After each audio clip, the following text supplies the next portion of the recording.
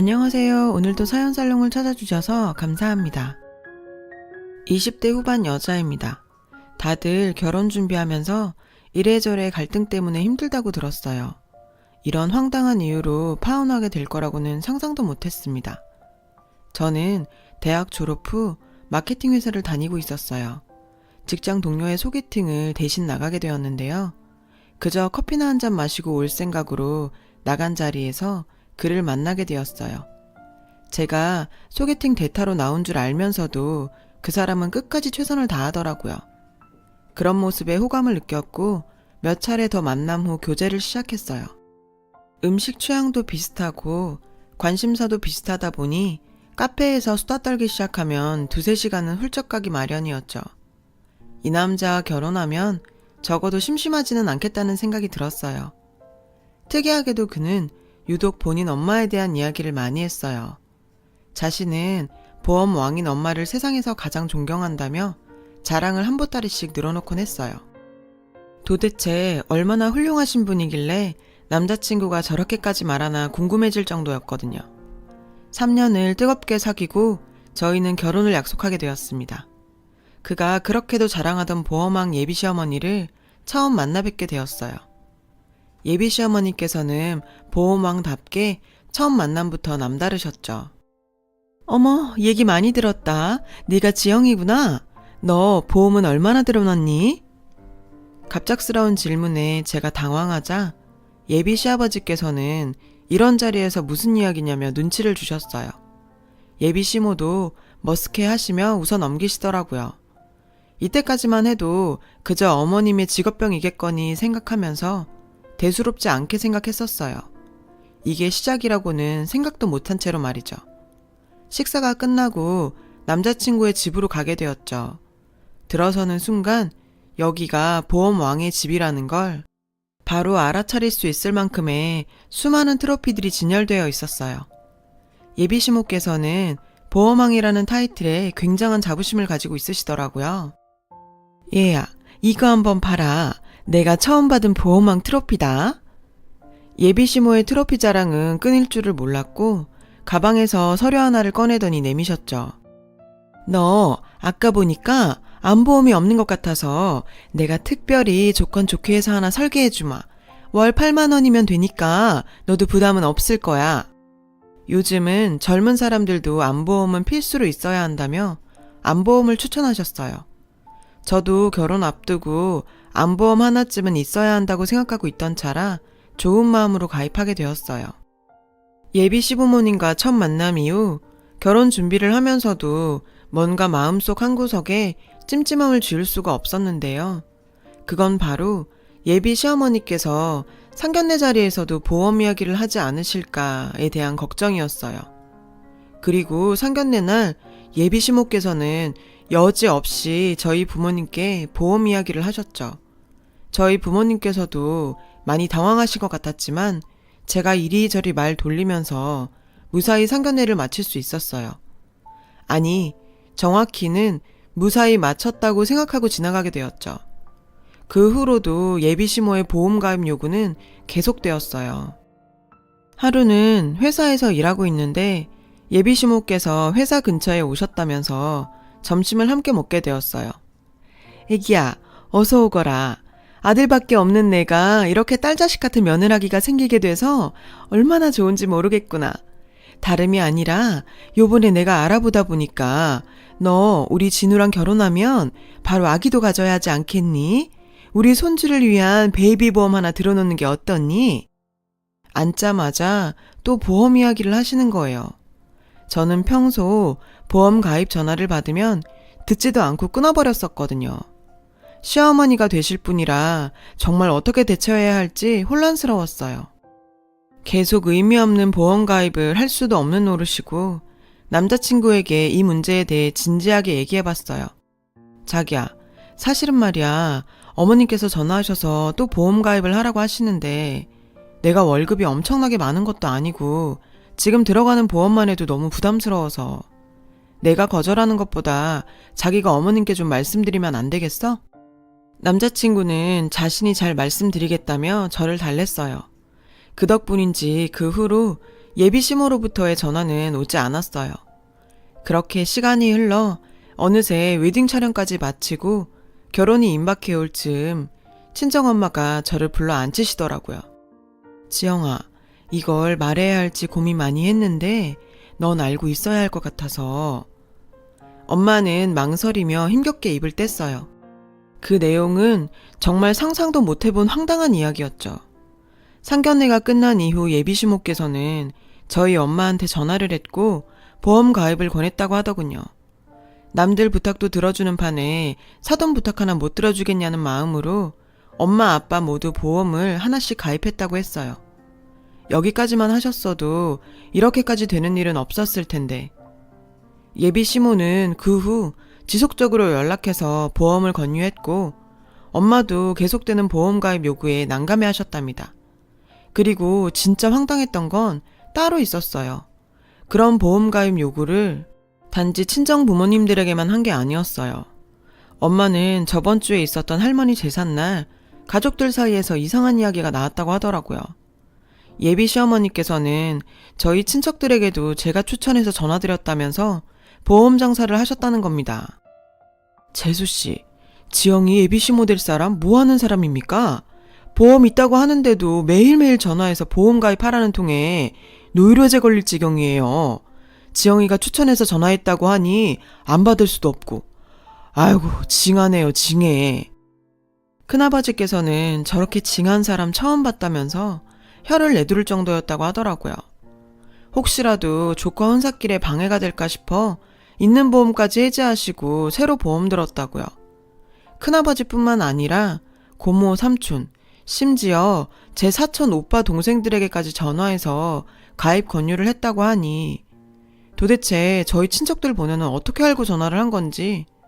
아무리 그래도 아직 예비 며느리에 얼굴도 본 적 없는 친척들에게까지 전화해서 보험을 파는 예비 시모의 모습에 정말 정이 딱 떨어지더라고요.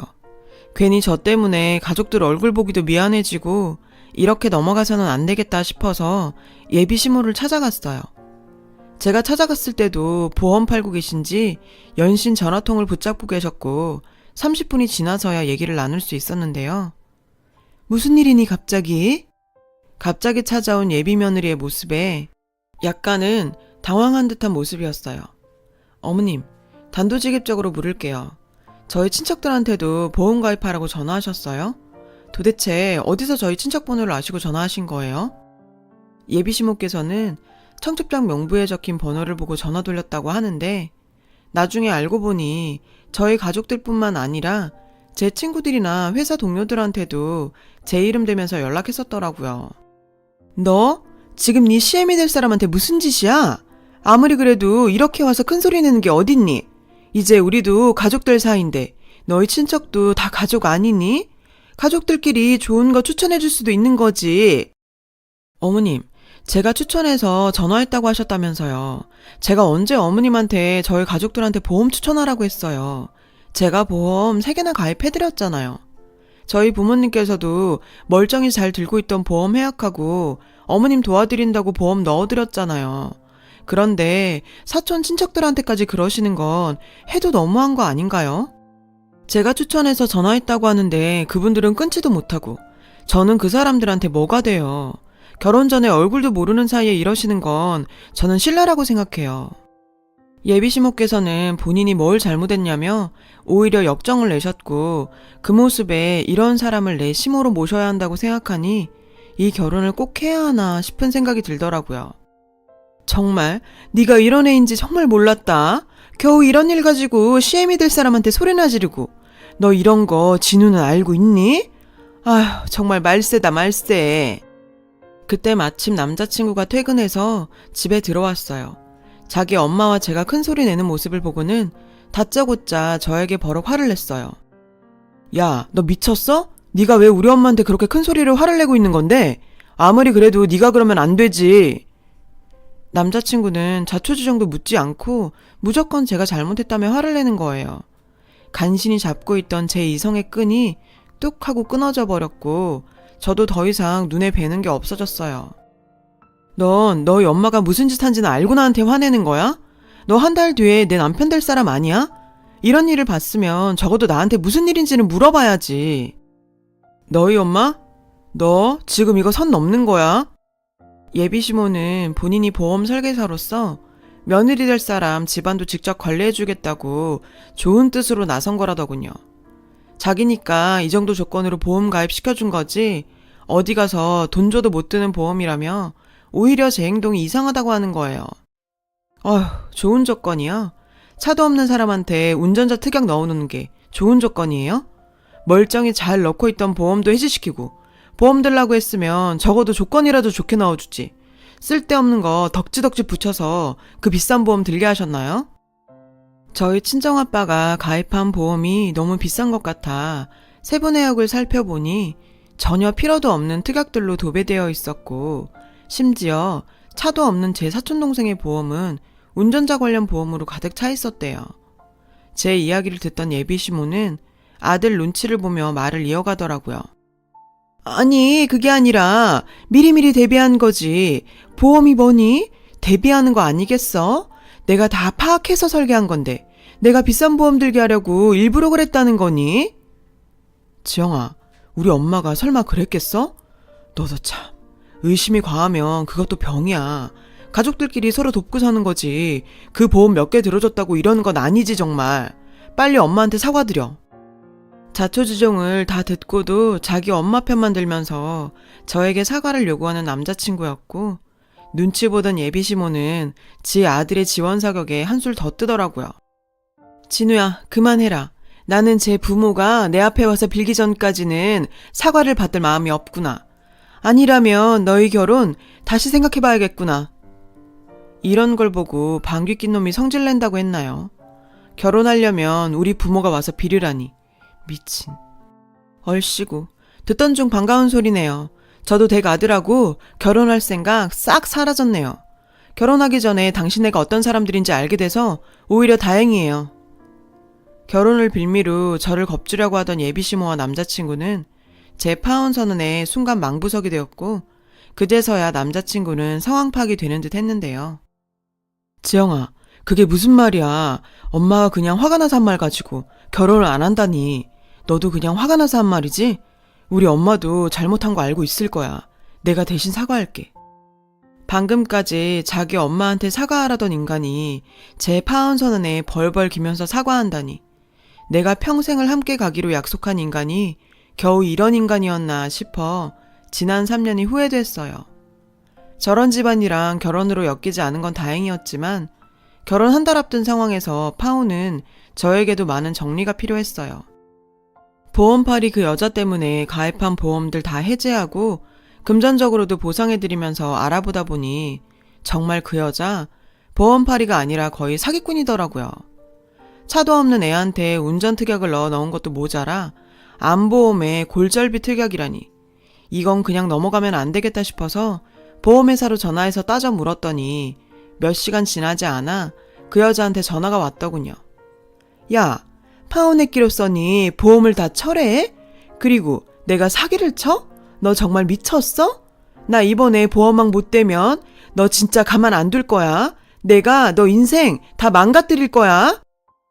참, 아직까지 상황 파악도 안 되는 그 여자는 사과는커녕 자기 보험왕 떨어지면 가만두지 않겠다며 협박질을 해댔는데요.